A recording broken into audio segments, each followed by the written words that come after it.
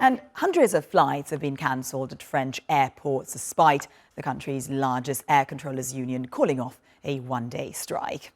The SNCTA union walked back a strike call on Wednesday, saying it had struck a deal for higher pay and other measures with the Civil Aviation Authority, but it was too late to reverse the mass cancellations.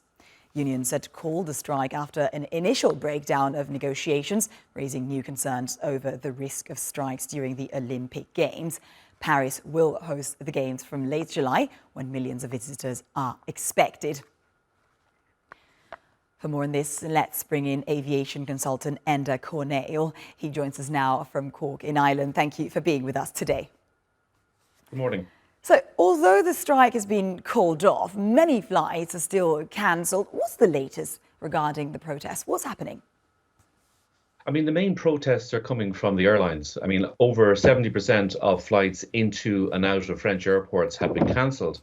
But French authorities had advised airlines overflying France to make cancellations also due to the expected disruption. So Ryanair, for example, cancelled 300 flights. That's about 50,000 passengers. EasyJet cancelled flights also.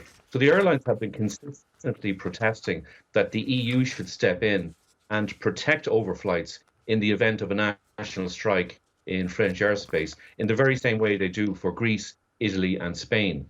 And there's no evidence that this is going to happen anytime soon. So airlines very unhappy, passengers very unhappy. The single European sky was supposed to sort this out, but countries are very reluctant to, hand over control of their airspace to a European body. So there's no likelihood of that being in place anytime soon.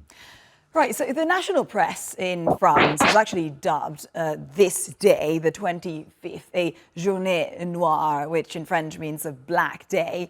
Can you help us summarise what are the workers demanding on the one hand, and are you optimistic that they will be able to get at least of the things and the clauses in the contracts that they are demanding? I think it seems to be quite simple that the unions are objecting to a restructuring of air navigation services. Now, this has been going on for 15 months. The air traffic authorities are overhauling work schedules and really trying to make the service fit for purpose for the anticipated increases in flying over the next number of years. The unions, for their part, want more money. They want more people. And while one of the unions have reached an agreement, if you like, which has called off today's strike, there are a number of other unions still out there. And it's very difficult to see how this can be finalised once and for all, because we have been here before. I mean, this shows the power that these unions wield. Interesting. And Enda Corneille, thank you very much for being with us today on the programme. Thank you.